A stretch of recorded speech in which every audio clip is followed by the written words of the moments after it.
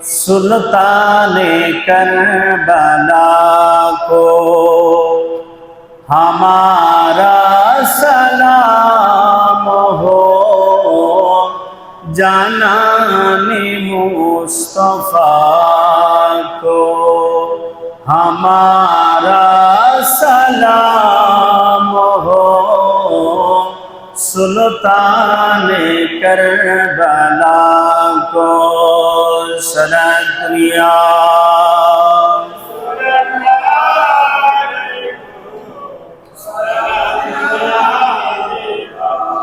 अकबर से नौजवान भी रंग में हुए शहीद, हमसे कहले मुस्तफा को, हमसे कहले मुस्तफा को हमारा सलाम हो, सुल्ताने करबला को सलाम।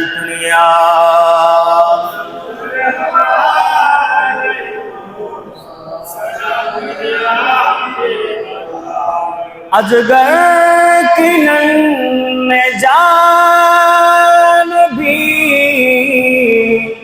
लाखों दरूद हो,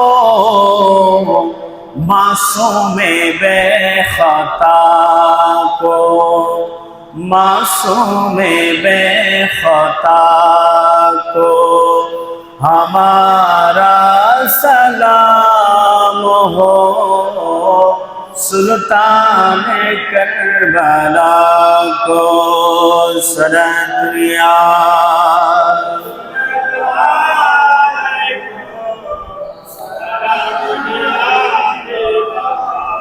أعوذ بالله من الشيطان الرجيم بسم الله الرحمن الرحيم يا أيها الذين آمنوا استعينوا بالصبر والصلاة إن الله مع الصابرين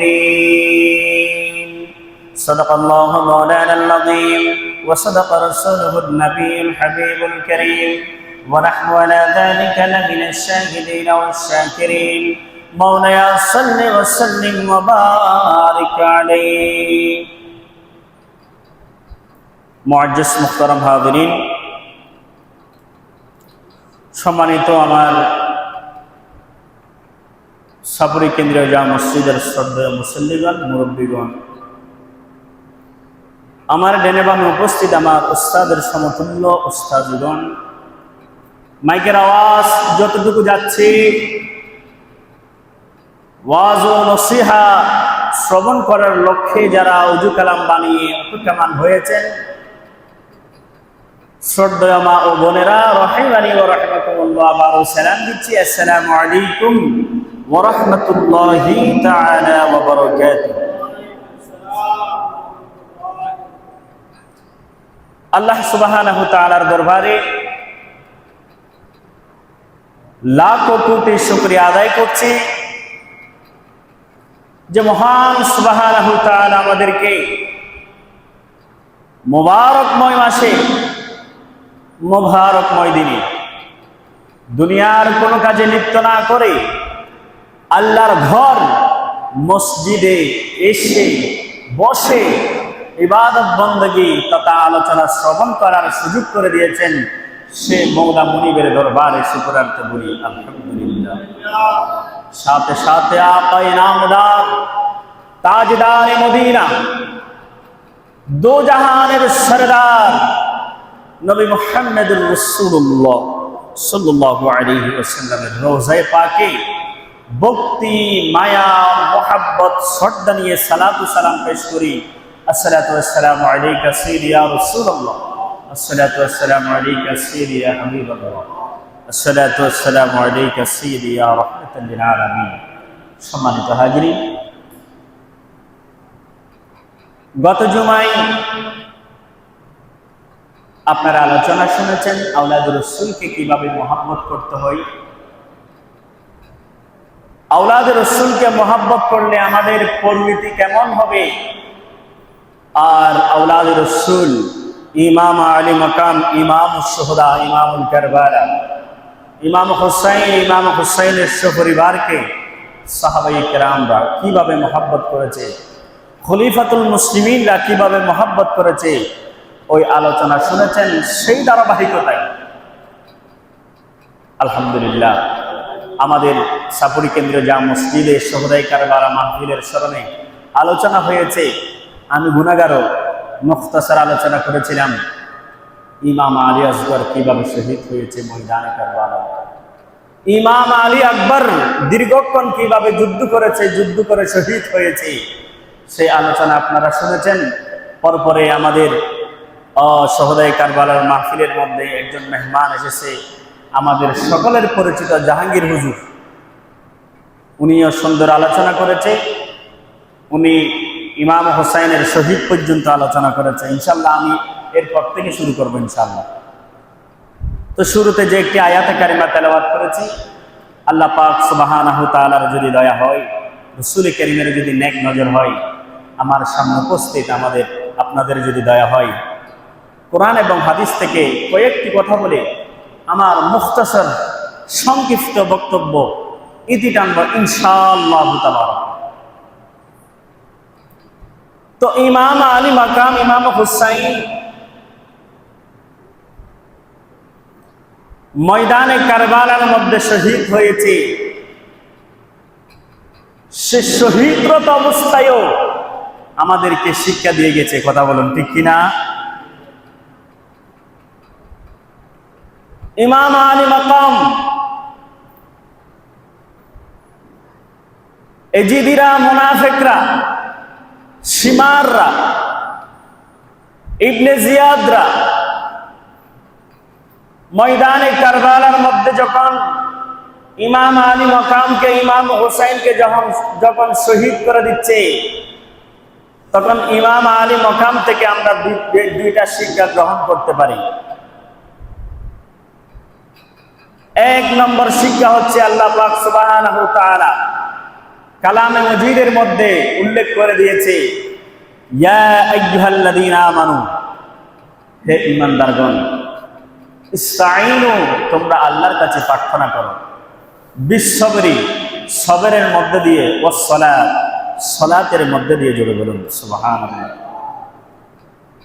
ইন্নাল্লাহা মা'আস সাবিরিন, নিশ্চয়ই আমি আল্লাহ সবরকারী, সালাতকারীদের সাথে রয়েছি। জোরে বলুন সুবহানাল্লাহ। তো ইমাম হুসাইন ময়দানে কারবালার মধ্যে শহীদ হয়েছে। ইমাম আলী মাকামের সন্তান, 6 মাসের শিশু ইমাম আলী আসগরকে শহীদ করে দিয়েছে। ধৈর্য ধারণ করেছি, করে নাই? করেছে। ইমাম আলী মাকামকে শহীদ করে দিচ্ছে, নামাজ কি ছেড়েছে? ছাড়ে না। এই জন্য আমরা এখান থেকে অন্যতম শিক্ষা নিতে পারি, ইমাম আলী মাকাম আমাদেরকে সবরের শিক্ষা দিয়েছে। ইমাম আলী মাকাম, ইমাম হুসাইন সীমার যখন ছুরি চালাচ্ছে, এরপরেও রুকু সিজদা নামাজ ছাড়ে নাই। তো ইমাম আলী মাকামের শিক্ষা আমাদের ভিতরে উম্মতি মুহাম্মদীদের বাস্তবায়ন করার দরকার আছে কি নাই? আছে।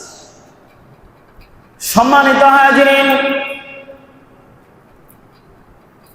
ইমামুশ শুহাদা ইমাম হুসাইনকে শহীদ করে দিয়েছে ময়দানে কারবালায়। এজিদরা চতুর্দিকে, মুনাফিকরা চতুর্দিকে হু হু করে উল্লাস করছে, আর এদিকে আহলে বাইত রাসূলের পরিবার মহিলারা তাঁবুর মধ্যে আছে। কত কঠিন কাহিনী, কত কঠিন যন্ত্রণার মধ্যে তারা আছে। ইমাম হুসাইনের বোন হযরতে যায়েনাব তিনি বলেন, ভাইকে যখন সীমানরা শহীদ করে দিচ্ছে চোখের সামনে, আমি বোনের অবস্থাটা কেমন ছিল, আমার নানা ছাড়া, আমার আল্লাহ ছাড়া পৃথিবীর আর কেউ জানে না। জুড়ে বলুন সুবহানাল্লাহ। ইমাম হুসাইনকে যখন শহীদ করে দিয়েছে, বর্ষার আগার মধ্যে, তীরের আগার মধ্যে ইমাম হুসাইনের মস্তক মোবারক নিয়ে মুনাফিকরা, ইজিদিরা, ইবনে সাদের দলেরা তারা চতুর্দিকে উল্লাস করছে, হুহা করছে, ইমাম হুসাইনকে শহীদ করে দিয়েছে। আর এদিকে ইজিদিরা, মুনাফিকরা মহিলাদের তাঁবুর মধ্যে আগুন ধরে দিয়েছে। ইমাম হুসাইনের ছোট্ট কন্যা হযরতে সাকিনা, ইমাম হাসানের সন্তান ইমাম কাসেমের সাথে বিবাহ করার কথা ছিল, আপনারা অবশ্যই জানেন। হযরতে সাকিনা কান্না করে, চোখের সামনে বাবা লাশ হয়েছে, চোখের সামনে বাবা শহীদ হয়েছে, চোখে দেখেছে, চোখের সামনে বাইরা শহীদ হয়েছে, ইমাম আলী আকবর, ইমাম আলী আসগর শহীদ হয়েছে, চোখের সামনে চোখে দেখেছে। এক পর্যায়ে হযরতে সাকিনা ময়দানে কারবালার মধ্যে বেহুশ হয়ে পড়ে গিয়েছে। এই যে মুনাফিকরা ইমাম হুসাইন রাদিয়াল্লাহু তাআলা আনহুর মস্তক মোবারকের উপর ভীষণভাবে আঘাত করেছে, দেহ মোবারকের উপর ঘোড়া দ্বারা অনেক আঘাত করেছে। নয় নয় নয় নয়, কলিজার টুকরা সন্তান, কলিজার টুকরা কন্যা হযরতে সাকিনাকে এমন ভাবে গলার থেকে গয়নাগুলো, হারগুলো এমন ভাবে টান দিয়ে নিয়ে ফেলেছে। কিতাবের মধ্যে দেখা যায়, সওয়ানে কারবালার মধ্যে দেখা যায়, সেই দিন একমাত্র আল্লাহ জানে ইমাম আলী মাকাম ইমাম হুসাইনের পরিবারের উপর কেমন অত্যাচার হয়েছে। একটু আপনি আমি যদি একটু চিন্তা ভাবনা করে দেখি, আমার সন্তানকে যদি কেউ যদি একটা টোকা দেয়, একটা থাপ্পড় দেয়, আমার অবস্থা কেমন হবে? আমার ভাইকে যদি কেউ আঘাত করে, আমার অবস্থা কেমন হবে? আমার সম্মানিত মুসল্লিরা, একটু চিন্তা ভাবনা করে দেখুন, আহলে বাইতে রাসূলের উপর কেমন নির্যাতন করেছে। ইমাম আলী আসগরকে কেমন ভাবে শহীদ করেছে, 6 মাসের বাচ্চা শিশুকে কেমন ভাবে শহীদ করেছে। ইমাম শুহাদা, আমার নবী, দু জাহানের বাদশা নবী, কামলিওয়ালা নবী, বাঁচানিওয়ালা নবী, হায়াতুন নবী, নূরুন নবী, ইমাম হুসাইনকে কেমন মহব্বত করেছে, কেমন আদর করেছে। আর কলিজার টুকরা নাতিকে কেমন ভাবে তারা ইজিদিরা মুনাফিকরা শহীদ করেছে। ইমাম হুসাইনের সন্তান ইমাম আলী আকবরকে কেমন ভাবে শহীদ করেছে, একটু চিন্তা ভাবনা করে দেখুন। ইমাম হুসাইনের দেহ মুবারকের উপর ঘোড়া দ্বারা এমন আঘাত করে, ঘোড়ার পায়ের আঘাত করে ইমাম হুসাইনের মস্তক মুবারককে নিয়ে যায়। এদিকে ইজিদ ঘোষণা করলো, ইমাম হুসাইনের মস্তক মুবারককে যেন ইজিদের কাছে নিয়ে যায়। সম্মানিত হাজিরিন, সংক্ষেপে করে বলছি, ইমাম হুসাইন রাদিয়াল্লাহু তাআলা আনহুর মস্তক মুবারকটি ইজিদের কাছে নিয়ে যাওয়ার জন্য তারা প্রস্তুতি নেই। এইদিকে মহিলাদের তাঁবুর মধ্যে আগুন ধরে দিয়েছে। এরপরও আহলে রাসূল, আহলে বাইতে রাসূলের পরিবাররা পর্দার আড়ালে এক বিন্দু পরিমাণও হয় নাই। জোরে বলুন সুবহানাল্লাহ। নবী পরিবারের বংশ থেকে শিক্ষা নেওয়ার দরকার আছে কি নাই? আমাদের মা বোনদের পর্দা করা পরশ, এই পর্দার শিক্ষা নেওয়ার দরকার আছে কি নাই? আছে। পর্দার শিক্ষা যদি আপনি নিতে যান, কারবালাকে অনুসরণ করুন। ও আমার সম্মানিত মা বোনরা, ও আমার সম্মানিত মা বোনরা, একটু চিন্তা ভাবনা করে দেখুন। ইমাম আলী মাকাম ইমাম হুসাইন রাদিয়াল্লাহু তাআলা আনহুর সপরিবারকে ময়দানে কারবালার মধ্যে শহীদ করে দিয়েছে। ইমাম আলী আসগর, ইমাম আলী আকবরকে, ইমাম হাসানকে, আব্বাস আলমদারকে তথা ইমাম হুসাইনকে শহীদ করে দিয়েছে। এরপরেও মহিলারা তাঁবু থেকে পর্দার আড়ালে এক বিন্দু পরিমাণ হয় নাই। জোরে বলুন সুবহানাল্লাহ। পর্দার শিক্ষা আমাদের মা বোনদের নেওয়ার দরকার আছে কি নাই? বড় দুঃখ লাগে, বড় আফসোস লাগে। বড় আফসোসের বিষয় হচ্ছে আমাদের মা বোনরা এখন পর্দার বাইরে, কিন্তু কারবালাকে অনুসরণ করি, কারবালার আলোচনা আমরা শুনি, কারবালার আলোচনা আর ব্যাকুল শুনি, কিন্তু আর মা বোনর পর্দা তুমি বহুত দূরে। তো আর মা বোনর পর্দা করানোর দরকার আছে কি নাই? আছে। আল্লাহ পাক সুবহানাহু ওয়া তাআলা এই পর্দার শিক্ষা কারবালাত লইরে আর মা বোনর শিক্ষা গ্রহণ করব তৌফিক দান ব্যাকুল হন, আমিন। সম্মানিত হাজিরিন, ইমাম হুসাইনের মস্তক মোবারকটি নিয়ে যাই, কুফার উদ্দেশ্যে রওনা হয়ে যাই। আমি মুখতাসার করে বলছি, ইবনে জিয়াদের দলরা ইমাম হুসাইনের মস্তক মোবারকটি একটি বক্সের মধ্যে নেই, কিছুক্ষণ বর্ষারাগার মধ্যে রাখে, কিছুক্ষণ অত্যাচার করে ইমাম হুসাইনের মস্তক মোবারকটি একটি বক্সের মধ্যে নিয়ে কুফার উদ্দেশ্যে রওনা হয়ে যায়। রাত যখন গভীর হয়, তারা একটু চিন্তা ভাবনা করে, রাত গভীর হয়েছে, আমাদের একটি স্থানের প্রয়োজন, কোথাও না তো কোথাও থাকতে হবে। বলে যে সামনে একটি গির্জা দেখা যাচ্ছে, একটি মন্দির দেখা যাচ্ছে, সেখানে আমরা একটু গিয়ে রেস্ট করব, সকাল যখন হবে সেখান থেকে আমরা রওনা হব। ইমাম হুসাইনের মস্তক মোবারকটি নিয়ে ওই গির্জার মধ্যে গেলেন। পাদ্রী বলে, আপনারা কোথায় যাচ্ছেন? বলে যে আমরা কুফার উদ্দেশ্যে রওনা হয়েছি, আপনার গির্জার মধ্যে একটু স্থান হবে কিনা? সকাল হলে এই মন্দির থেকে, এই গির্জা থেকে আমরা চলে যাব। পাদ্রী বলে, হ্যাঁ, তবে কিন্তু হ্যাঁ, আমাকে বলতে হবে বক্সের মধ্যে কি আছে, আমি পাদ্রীকে একটু বলতে হবে। কেউ বলতে চায় না, বইয়ে কেউ বলতে চায় না বক্সের মধ্যে কি আছে, ফেটির মধ্যে কি আছে, বয়ে নহর। একজন বলে, এই বক্সের ভিতরে ইমাম আলী মাকাম, ইমাম শুহাদা, ইমাম হুসাইনের মস্তক মোবারক, জোরে বলুন সুবহানাল্লাহ। পাদ্রী মনে মনে চিন্তা করে, আমি স্বপ্নের মধ্যে দেখেছি, আমি পাদ্রী, আহলে বাইতে রাসূলের পরিবার, আমার নবীর কলিজার টুকরা নাতি ইমাম হুসাইনের চেহারার সম্নিন্ধ হয়ে আমি কালিমা পরিধান করছি। আজ মনে হয় আমি পাদ্রীর সময় হয়েছে কালিমা পরিধান করার জন্য। ও আপনারা কোথায় যাচ্ছেন? হ্যাঁ, এখানের মধ্যে তোমাদের জায়গা হবে, তবে আমার একটা শর্ত আছে।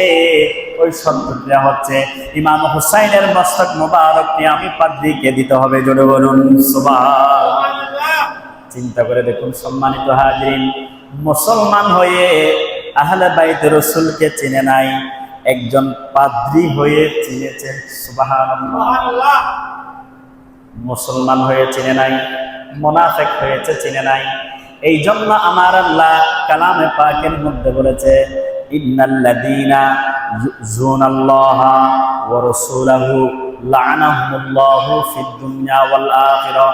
যারা আল্লাহ এবং রাসূলের পরিবারের প্রতি শত্রুতা পোষণ করে, আমার আল্লাহ বলছে লা'নাহুমুল্লাহু ফিদ দুনিয়া ওয়াল আখিরাহ, দুনিয়া এবং আখিরাত তাদের প্রতি লানত। তো মুনাফিকের প্রতি লানত হয়েছে কি হয় নাই? এজিদের প্রতি লানত হয়েছে কি হয় নাই? ইমাম হুসাইনকে শহীদ করেছে ঠিক আছে, কিন্তু আজ প্রত্যেকটা পাড়ায় পাড়ায় হুসাইন হয়েছে, হাসান হয়েছে, ইমাম জয়নুল আবেদিন হয়েছে। আর কোন এলাকার মধ্যে দেখান তো এজিদ হয়েছে কিনা? এজিদের নাম আছে কিনা এলাকার মধ্যে? আর সেই এজিদকেও সমর্থন করে এমন কিছু মুসলমানও আছে। আর তাদের জন্য এই আয়াত, ইন্নাল্লাযীনা ইউযুনাল্লাহা ওয়া রাসূলাহু লা'নাহুমুল্লাহু ফিদ দুনিয়া ওয়াল আখিরাহ, তাদের প্রতি দুনিয়াতেও লানত, আখিরাতেও।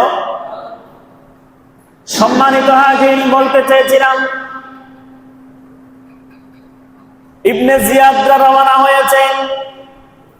তারা মনে মনে চিন্তা করে, ইমাম হুসাইনের মস্তক মোবারক এমনি দেওয়া যাবে না, আমাদেরকে কিছু হাদিয়া দিতে হবে। পাদ্রী বলে, কত হাদিয়ার দরকার আছে? বলে যে আমাদেরকে এত এত হাদিয়া দিতে হবে। পাদ্রী বলে, ইমাম হুসাইনের মস্তক মোবারকের এই মস্তক মোবারকটি আমি অল্পতেই গ্রহণ করব না। আমি তোমাদেরকে আমার ঘরের মধ্যে যা আছে, এখানের মধ্যে 22,000 দিরহাম আছে, 22,000 দিরহাম আছে, 9,999 আমার অসংখ্য গণিত গয়না আছে, সমস্ত কিছু তোমাদেরকে দিয়ে দিব। এরপরেও ইমাম হুসাইনের মস্তক মোবারকটি আমাকে দাও। জোরে বলুন সুবহানাল্লাহ।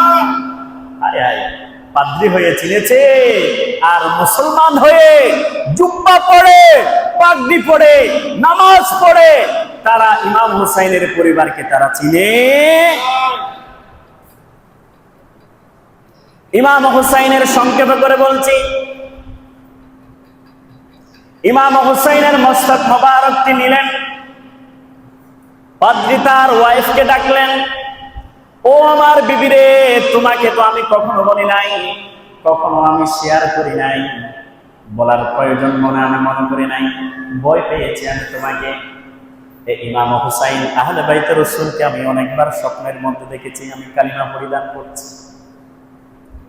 ইমাম হুসাইনের সম্নিন্দ, ইমাম হুসাইনের সামনাসামনি বসে মুখের সাথে মুখ মিলে, ঠোঁটের সাথে ঠোঁট মিলে আমি অনেকবার স্বপ্ন দেখেছি। আজ মনে হয় সেই সময় আমার চলে এসেছে। ও আমার স্ত্রী, এই মস্তক মোবারককে তুমি নাও, আমার রুমের মধ্যে নিয়ে যাও। মস্তক মোবারককে ধুলাবালি ছিল, আহারে বাবরি কাটা চুল, কত সুন্দর চেহারা, চেহারার দিকে নূর যাচ্ছে। সুবহানাল্লাহ। হাই হাই, কেমন মানুষ, কেমন মুসলমান, নামাজও পড়েছে, তাঁবুর মধ্যে একামত হয়েছে, পাগড়িও পড়েছে, দাড়িও পড়েছে, আর এদিকে আহলে বাইত রাসূলকে তারা শহীদ করে দিয়েছে। ইমাম হুসাইনের মস্তক মোবারকটি নিলেন, বাবরি কাটা চুল, চুলগুলো আশ্রয় দে, দাড়ি মোবারক গুলো আশ্রয় দে। ওই পাদ্রী বলে, আল্লাহ কি কসম করে আমি বলছি, ইমাম হুসাইনের মস্তক মোবারকটি আমার ঘরের মধ্যে ছিল। আমার ঘর থেকে আসমান পর্যন্ত যতটুকু দেখা যায়, এতটুকু পর্যন্ত নূর দ্বারা আলোকিত হয়েছে। জোরে বলুন সুবহানাল্লাহ, আরো জোরে বলুন সুবহানাল্লাহ। আমার রাসূল কারীম সাল্লাল্লাহু আলাইহি ওয়াসাল্লাম যে টুক মোবারকের মধ্যে চুমু দিয়েছে, যে মস্তক মোবারকের মধ্যে চুমু দিয়েছে, যে বক্ষ মোবারকের মধ্যে চুমু দিয়েছে, পাদ্রী বলে এমন সুযোগ আমার হয়েছে, গভীর যখন রাত হয়েছে, জিনি পোকারা আছে কিচিমিচি করে, জিনি পোকারা আছে কি জানে বলে যায়। হঠাৎ করে মস্তক মোবারকটি আমাদের সামনের মধ্যে আছে, এই মস্তক মোবারক কথা বলা শুরু করে দিয়েছে দীর্ঘক্ষণ। আমি পাদ্রীর সাথে কথোপকথন হয়েছে, বলে যে স্বপ্নের মধ্যে আমি আপনাকে দেখেছি, আমি কালিমা পরিধান করছি। ও পাদ্রী, সময় করছো কেন? আমার মুখের সাথে মিলিয়ে বলুন, লা ইলাহা ইল্লাল্লাহু মুহাম্মাদুর রাসূলুল্লাহ সাল্লাল্লাহু তাআলা আলাইহি ওয়াসাল্লাম। এই পাদ্রী কালিমা পরিধান করে মুসলমানের অন্তর্ভুক্ত হয়েছে। জোরে বলুন সুবহানাল্লাহ। ইমাম হুসাইনকে শহীদ করে দিয়েছে নাকি জিন্দা রেখেছে? জিন্দা রেখেছে। ইমাম হুসাইন একজন হুসাইনকে শহীদ করেছে, লক্ষ লক্ষ হুসাইনকে ঘরের মধ্যে জন্ম দিয়েছে। যেদিকে যাবেন সেদিকে হুসাইনের কথা শুনবেন, যেদিকে যাবেন কারবালার কথা শুনবেন, যেদিকে যাবেন ইমাম হাসাইনের কথা শুনবেন, আহলে বাইত রাসূলের কথা শুনবেন। আর এই জিদের কথা কয়জনেই বা শুনেন? মুনাফিকের কথা কয়জনেই বা শুনেন? আল্লাহ পাক ওইদিকে আমি যাচ্ছি না, আমাদেরকে সঠিক বুঝ দান করুক, বলুন আমিন। সম্মানিত হাজিরিন, এখন আসুন, এখানের মধ্যে আরো অসংখ্য গণিত কারামত হয়েছে। সওয়ানহে কারবালার 226 পৃষ্ঠায় আমি নোট করে রেখেছি। এখানের মধ্যে এই গির্জার মধ্যে ইমাম হুসাইনের মস্তক মোবারক থেকে 31টা কারামত জাহের হয়েছে। জুড়ে বলে সুবহানাল্লাহ। সেখান থেকে একটা কারামত শুধুমাত্র আপনাদেরকে বলেছি। ইমাম হুসাইনের মস্তক মোবারকটি নিয়ে গেল, আহলে বাইতের রাসূলদেরকে এমন নির্যাতিত ভাবে নিয়ে গেল, আমার মুখ দিয়ে বলা সম্ভব হচ্ছে না। মহিলাদেরকে হাতের সাথে হাত লাগাই দিয়ে নিয়ে গেল, হাই রে হাই, মহিলাদেরকে বেঁধে বেঁধে নিয়ে গেল। কুফার মধ্যে নিয়ে গেল। ইমাম হুসাইনের বেটা ইমাম জাইনুল আবেদিন বলে, ও এজিদ, তুমি কি জানো না আমার বাবাকে হত্যা করেছে এই মুনাফিকরা? আমার বাবাকে হত্যা করেছে ইবনে জিয়াদের দল্লা। আমার কলিজার টুকরা মাসুম ভাইকে হত্যা করেছে, ইমাম আলী আসগরকে হত্যা করেছে, ইমাম আলী আকবরকে হত্যা করেছে, আমার চাচাতো ভাই কাসিমকে হত্যা করেছে, আমার চাচা আব্বাস সালামদারকে হত্যা করেছে। এই মুনাফিকরা, এই মুনাফিকদেরকে আপনি এখনো পর্যন্ত কিভাবে সমর্থন করেন? ওই এজিদ বলে, আমি কিছু জানি না, কিছু জানি না। আপনার সামনের মধ্যে রয়েছে মস্তক মোবারক, আমার বাবার মস্তক মোবারক। যাই হোক, দীর্ঘক্ষণ আলোচনা, ওইদিকে আমি যাচ্ছি না। ইমাম জাইনুল আবেদিনকে বলেন, আপনারা এখান থেকে চলে যেতে পারবেন। এজিদ কিভাবে ভালো চাচ্ছে এখন দেখুন। আপনার কি কি ইচ্ছে আছে আমি এজিদ পূরণ করব, তাদেরকে আমি শাস্তি দিব। এই কথা ইমাম জাইনুল আবেদিনকে বলে এজিদ। ইমাম জাইনুল আবেদিন বলে, আমার 4টা শর্ত আছে। 1 নম্বর শর্ত হচ্ছে আমার আব্বাজানের মস্তক মোবারক আমি জাইনুল আবেদিনকে ফিরিয়ে দিতে হবে। 2 নম্বর শর্ত হচ্ছে আহলে বাইত রাসূলের পরিবার মহিলারা যারা আছে তাদেরকে সহ আমাকে মদিনার উদ্দেশ্যে পৌঁছাই দিতে হবে। আরেকটা শর্ত হচ্ছে যারা আমার ভাইয়ের হত্যাকারী, আমার বাবার হত্যাকারী, আমি ইমাম জাইনুল আবেদিনের হাতে তুলে দিতে হবে। 4 নম্বর শর্ত হচ্ছে এই দামেস্কের জমিনের মধ্যে আজ জুমাবার আমি ইমাম জাইনুল আবেদিনকে জুমা পড়ানোর সুযোগ দিতে হবে। জোরে বলুন সুবহানাল্লাহ। এজিদ 4টা থেকে একটা শর্ত মেনে নেয় নাই, বলে যে যাই হোক তোমাকে জুমা পড়ানোর সুযোগ দেওয়া হবে। সম্মানিত হাজিরিন, সংক্ষেপে করে বলছি, জুমা পড়ানোর সুযোগ দিলেন ইমাম জাইনুল আবেদিনকে। জুমার নামাজের মধ্যে, জুমাবার শুক্রবার, ইমাম জাইনুল আবেদিন আলোচনার মধ্যে, খুতবার মধ্যে বলে, ও কুফাবাসীরা, ও কুফাবাসীরা, আপনারা শুনুন, আমার কলিজার টুকরা ভাইকে এই মুনাফিকরা শহীদ করেছে। আমার কলিজার টুকরা ভাই ইমাম আলী আকবরকে এরা শহীদ করেছে। আমার আব্বাজান রাসূল করিম সাল্লাল্লাহু আলাইহি ওয়াসাল্লামের কলিজার টুকরা নাতি ইমাম হোসেনকে এই মুনাফিকরা শহীদ করেছে। তাবুর মধ্যে আগুন ধরে দিয়েছে, মা বোনদের উপর অত্যাচার করেছে। আমি অসুস্থ ছিলাম বিদায় আমাকে তারা বাঁচাই রেখেছে। আমাকে এমন ভাবে হাত করা দিয়ে পিছনের মধ্যে বেঁধে এমন ভাবে বুড়ার উপর তুলে আমাকে নিয়ে এসেছে। এই কথা যখন বলতে লাগলো এজিদ বলে, ইমাম জাইনুল আবেদিনকে আর কথা বলতে দেয় না। তাহলে এখান থেকে শিক্ষা নিতে পারেন, জুমার আলোচনা করতে গেলেও, জুমার কথা বলতে গেলেও এক ধরনের মুসলমানদের বাধা আসে কি আসে না? আসে। হকের কথা বলতে গেলে যেইভাবে ইমাম জাইনুল আবেদিন দামেস্কের জুমা মসজিদের মধ্যে বাধাগ্রস্ত হয়েছে, ঠিক অনুরূপ ভাবে কুরআন এবং হাদিসের কথা বলতে গেলে, হকের কথা বললে এমন একদল মানুষ আছে ইমাম সাহেব, খতিব সাহেবকেও বাধাগ্রস্ত করে, এমন মুসল্লিও আছে কি নাই? আল্লাহ আমাদেরকে বুঝার তৌফিক দিক, সবাই বলুন আমিন।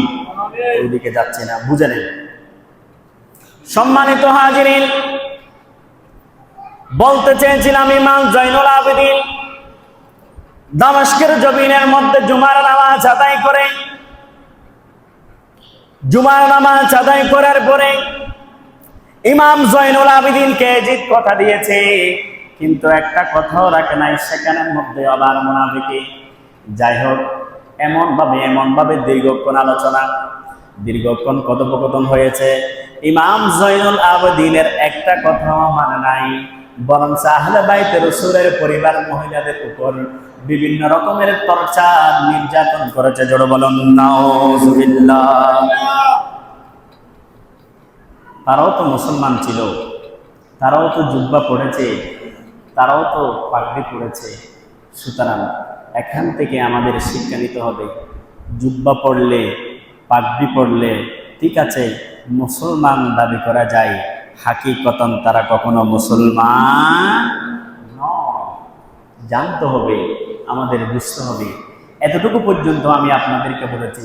সম্মানিত হাজির, দামেস্কের জমিনের মধ্যে ইমাম জয়নুল আবেদিন গিয়ে সেখানের মধ্যে ধৈর্যের পরিচয় দেয় কি দেয় নাই? আপনি আমি একটু চিন্তা করে দেখি। ইমাম জয়নুল আবেদিনের সামনে বাবাকে শহীদ করে দিয়েছে, কলিজার টুকরা 6 মাসের ভাই ইমাম আলী আসগরকে তারা শহীদ করে দিয়েছে। ইমাম আলী আকবরকে শহীদ করে দিয়েছে, ইমাম কাসেমকে তারা শহীদ করে দিয়েছে। তো ইমাম জয়নুল আবেদিন ধৈর্য ধারণ করেছে কি করে নাই? করেছে। তাঁবুর মধ্যে অসংখ্য অগণিত মা বোনদের ইজ্জতের উপর আঘাত করেছে মুসলমান নামক মুনাফিকরা, এজিদিরা, ইবনে জিয়াদের দলেরা। মা বোনরা সেখানে ধৈর্য ধরেছে কি ধরে নাই? তুফান, ঝড়, বৃষ্টি, বাধা, বিপদ এসেছে, এরপরও তারা পর্দা ছাড়ে না। তো এই পর্দার শিক্ষা, এই ধৈর্যের শিক্ষা, এই ইমাম হুসাইন ময়দানে কারবালার মধ্যে যে নামাজের শিক্ষা, এগুলা আমাদের মা বোনদের, এগুলা আমাদের বাস্তবায়ন করার দরকার আছে কিনা?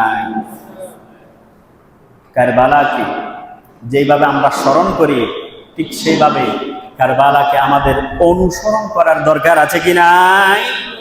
আছে। এই জন্য মা বোনদের বিষয়ে আল্লাহর হাবিব সাল্লাল্লাহু আলাইহি ওয়াসাল্লাম অনেক সহজ করে দিয়েছে। কি সহজ করে দিয়েছে? বলে যে তারা যদি পর্দার আড়ালে পর্দা করে ছাদ দেওয়ালের ভিতরে যদি তারা থাকে, একটু স্বামীর সেবা যত্ন করে 5 ওয়াক্ত নামাজ পড়ে নিজের সতীত্বকে রক্ষা করে, তাদের জন্য 4 দেওয়ালের ভিতরেও জান্নাত রয়েছে। জোরে বলুন সুবহানাল্লাহ। আচ্ছা, আমার সাথে আপনারা বলুন তো, নামাজ পড়া ইবাদত কিনা? ইবাদত। যাকাত দেওয়া ইবাদত কিনা? ইবাদত। নবীর সুন্নাহকে অনুসরণ করা ইবাদত কিনা? মা বাবার সেবা করা ইবাদত কিনা? ইবাদত। তাহলে মহিলাদের যে একটা পর্দার বিষয় রয়েছে, যে একটা পর্দার বিধান রয়েছে, যেটা ফরজ করে দিয়েছে, যেটা না করলে গুনাহগার হবে, যেটা ফরজ বিধান লঙ্ঘন করলে শাস্তি হবে। আর এই শাস্তির কথা মেরাজের মধ্যে নবীজি সাল্লাল্লাহু আলাইহি ওয়াসাল্লাম দেখে এসেছে। বলে যে আমি মালিক নামক সরদার থেকে জিজ্ঞাসা করে আমি সেখানের মধ্যে দেখেছি অসংখ্য অগণিত মা বোনরা জাহান্নামের আগুনের মধ্যে ধাউ ধাউ করে জ্বলছে, একমাত্র একটা বিষয়ের কারণে। তারা হচ্ছে স্বামীর হক নষ্ট করে এবং বেপরদায় তারা চলাফেরা করে। এই জন্য জাহান্নামের মধ্যে আমি অসংখ্য অগণিত মহিলাদেরকে দেখেছি। জোরে বলুন না। কারবালার শিক্ষা মা বোনদের থেকে আমাদের নিতে হবে। সম্মানিত মা বোনরা, এই জন্য নবীজি বলেছেন মহিলারা যারা আছেন তাদের জন্য জান্নাত অনেক সহজ, অনেক সহজ। যদি মহিলারা 5 ওয়াক্ত নামাজ আদায় করে, যদি মহিলারা স্বামীর ইতাআত করে, স্বামীর কথা মান্য করে, স্বামীর কথা মেনে চলে, কোন মহিলা যদি তার সতীত্বকে রক্ষা করে, তার লজ্জাস্থানকে রক্ষা করে, যদি কোনো মহিলার এই সমস্ত কিছু যদি মেনে চলে, আর কেন জান্নাতের মধ্যে যে কোনো দরজা দিয়ে তার ইচ্ছা মতো সেও প্রবেশ করতে পারবে। জোরে বলুন সুবহানাল্লাহ। আর হতো আমরা মুখ জন করলাম আর মা বোনর হদ্দি আর মাইকুর আওয়াজ যতটুকু যায়, ওনারা বিয়াকুন মহরম মাস আইলে ফাতিয়া দন আহলে বাইতুর রাসূলুর স্মরণ করন, আহলে বাইতুর রাসূলুর স্মরণ করি। অন্ডার গরমে যে জিয়ান আসিল দির আমরা ফাতিয়া দন, কিন্তু কারবালার শিক্ষাহীন আরাতন গ্রহণ করিব দরকার আছে কি নাই? আছে। এতলাই আল্লাহর হাবিব সাল্লাল্লাহু আলাইহি ওয়াসাল্লাম হদ্দে মা বোনর জান্নাতুল জেবুর একদম সহজ পথ। 1 নম্বর ফতল দিয়ে হাদিসে পাকের মধ্যে ইরশাদ করেন, আল্লাহর হাবিব সাল্লাল্লাহু আলাইহি ওয়াসাল্লাম ইরশাদ করেন, আল মারআতু ইযা সাল্লাত খামসাহা, আল মারআতু ইযা সাল্লাত খামসাহা, যদি কোনো মহিলা 5 ওয়াক্ত কি করে, নামাজ আদায় করে। এরপরে বলছেন ওয়া সামাত শাহরাহা, রমজান মাসে কি করে, রোজা পালন করে। 1 নম্বর আল মারআতু ইযা সাল্লাত খামসাহা, যদি কোনো মহিলা 5 ওয়াক্ত নামাজ আদায় করে। ওয়া সামাত শাহরাহা, রমজান মাসে তারা কি করে, রোজা পালন করে। এরপরে বলছেন ওয়া আহসানাত ফারজাহা, নিজের সতীত্বকে যারা রক্ষা করে। এখন আপনি আমি একটু চিন্তা ভাবনা করে দেখি তো, কয়জন মহিলা নিজের সতীত্ব রক্ষা করে, স্বামীর আমানত খেয়ানত না করে? কয়টা ঘরের মধ্যে কয়জন মহিলাকে দেখবেন নিজের সতীত্ব, স্বামীর আমানত কয়জন মহিলা রক্ষা করে? আমি আমার সম্মানিত মা বোনরা, আপনি আপনার জায়গায় আপনি চিন্তা করুন, কেউ না দেখলে দেখে সেটাকে আল্লাহ। আপনার হাজবেন্ড বাইরে আছে, জীবিকার জন্য, আহারের জন্য, পেটের মধ্যে ভাত দেওয়ার জন্য জীবিকার তাগিদে সে বাইরে যায়, প্রবাসে যায়, চাকরিতে যায়। আপনি 4 দেওয়ালের ভিতরে আছেন, 4 দেওয়ালের ভিতরে থাকার পরেও আপনি কতটুকু স্বামীর আমানতগুলো রক্ষা করেছেন, নিজের সতীত্বকে রক্ষা করেছেন?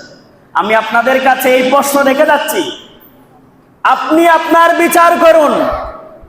তো মওলা আলী শের হোদা বলে যে যেই ব্যক্তি দুনিয়াতে থাকা অবস্থায় নিজের হিসাব নিজে করতে পারে, নিজের বিচার নিজে করতে পারে, নিজের বগলের নিচের গন্ধ নিজে জাস্টিফাই করতে পারে, আর ময়দানে হাসরের মধ্যে তার হিসাব সহজ হয়ে যায়। জোরে বলুন সুবহানাল্লাহ। আমার সম্মানিত মা বোনরা, তাহলে বলেছিলাম যারা নিজের সতীত্বকে রক্ষা করে, ওয়া আতাআত যাওজাহা, যারা স্বামীর ইতাআত করে, স্বামীর কথা যারা মান্য করে।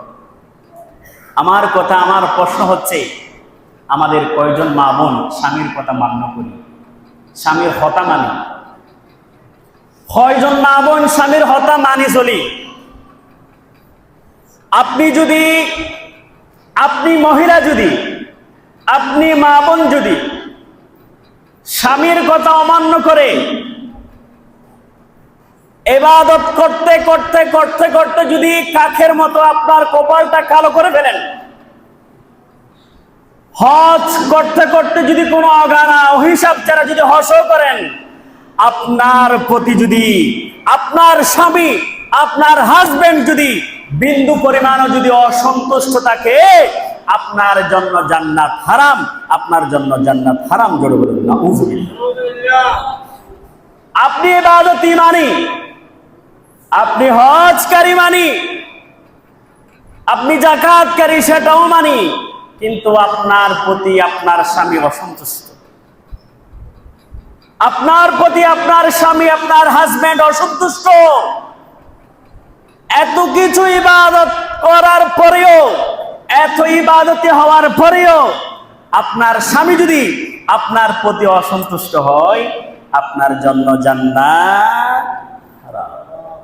এটা মানতে হবে, এটা আপনার হাজবেন্ড, এটা আপনাকে অবশ্যই মানতে হবে। এই জন্য হাদিসে পাকের মধ্যে আল্লাহর হাবিব সাল্লাল্লাহু আলাইহি ওয়াসাল্লাম বলছে, ওয়া আতাআত যাওজাহা ফালইয়াদখুলু মিন আইয়ি আবওয়াবিল জান্নাতি শাত।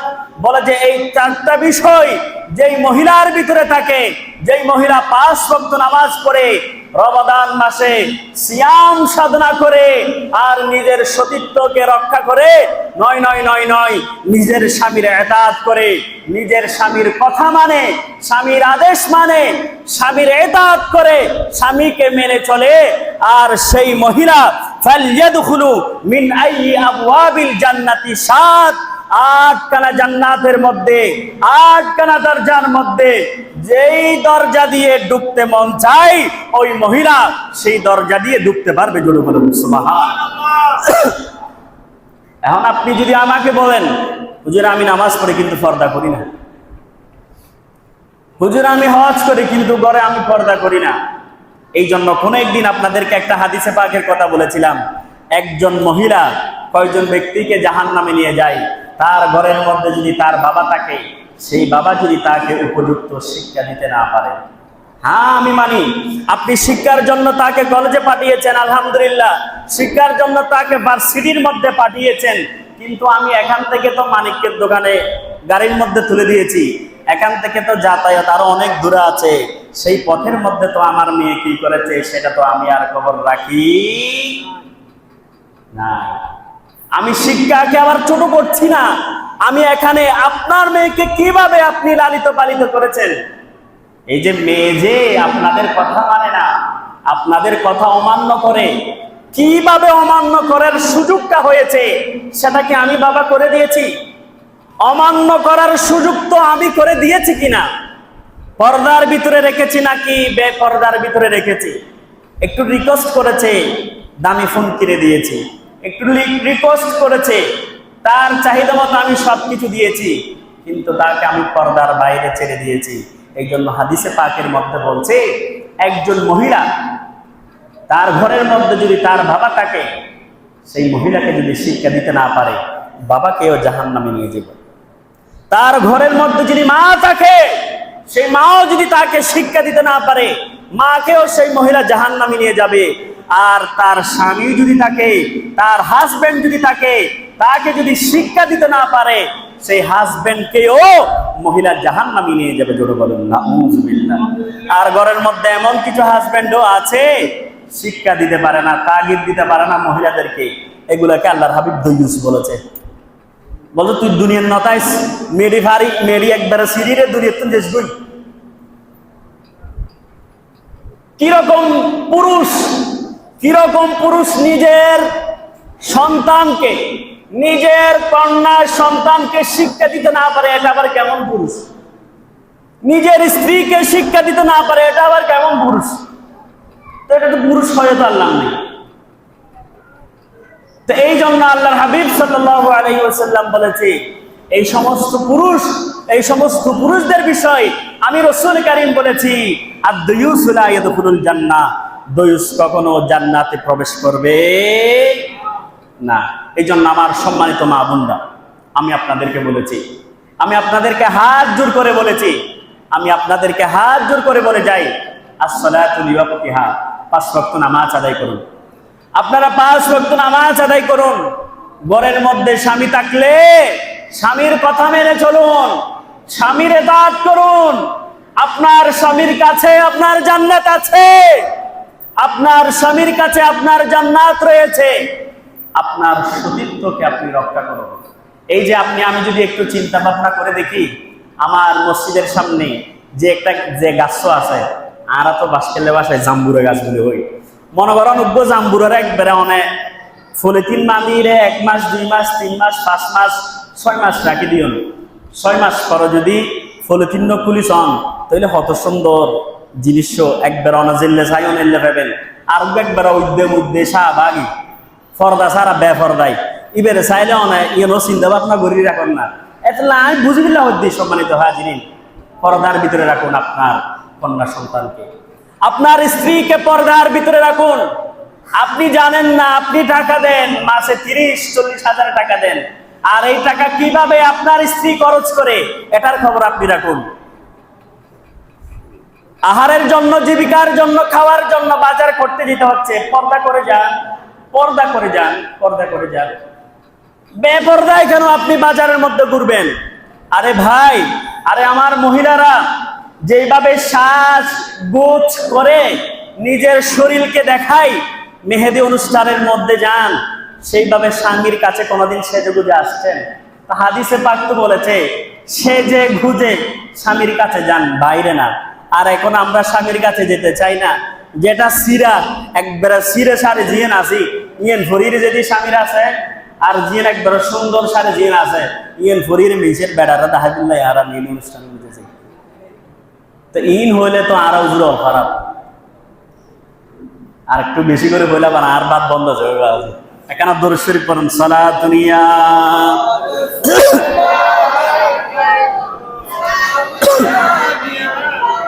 সম্মানিত হাজিরিন, এই শুহাদায়ে কারবালার আলোচনা থেকে শিক্ষার কথা বলেছিলাম। মহিলাদেরকে তাঁবুর মধ্যে কেমন অত্যাচার করেছে, এরপরেও তারা পর্দার বাইরে যায়। ইমাম হুসাইনের গলার মধ্যে চুরি ধরেছে সীমার, এরপরে ইমাম হুসাইন নামাজের জন্য পাগল করা হয়েছে, রুকু সিজদায় শহীদ করে দিয়েছে, এরপরে নামাজ ছাড়ে নাই। ইমাম হুসাইন নিজের কলিজার টুকরা 6 মাসের সন্তানকে শহীদ করে দিয়েছে, নিজের কোলের মধ্যে রক্তাক্ত হয়েছে, ইমাম আলী আকবরকে শহীদ করে দিয়েছে। এরপরও ইমাম হুসাইন ধৈর্যহারা হয়। আজকের আলোচনা থেকে 3টা কথা বলবো।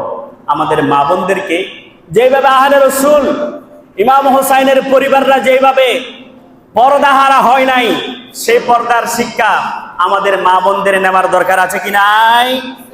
আর আমাদের যেভাবে একটা ধৈর্য, ইমাম হুসাইন ধৈর্যের সাথে শহীদ হয়েছে, নামাজের মধ্যে দিয়ে শহীদ হয়েছে। এই জন্য শুরুতে আমি যে আয়াত কারিমা তেলাওয়াত করেছি, ইয়া আইয়ুহাল্লাযীনা আমানু, হে ঈমানদারগণ, ইসতাঈনু, তোমরা আল্লাহর কাছে প্রার্থনা করো, বিসসবরি ওয়াস সালাত, সালাত এবং সবরের মধ্যে দিয়ে তোমরা আল্লাহর কাছে চাও, আল্লাহর কাছে প্রার্থনা করো। ইন্নাল্লাহা মা'আস সাবিরিন, নিশ্চয় আমি আল্লাহ নিশ্চয় সবরকারী সালাতকারীদের সাথে রয়েছি। জোরে সোরে বলুন সুবহানাল্লাহ। ওয়া আখিরু দাওয়ানা আলহামদুলিল্লাহি রাব্বিল আলামিন। আসসালামু আলাইকুম। যারা সুন্নাত আদায় করেন না, যারা সুন্নাত আদায় করেন।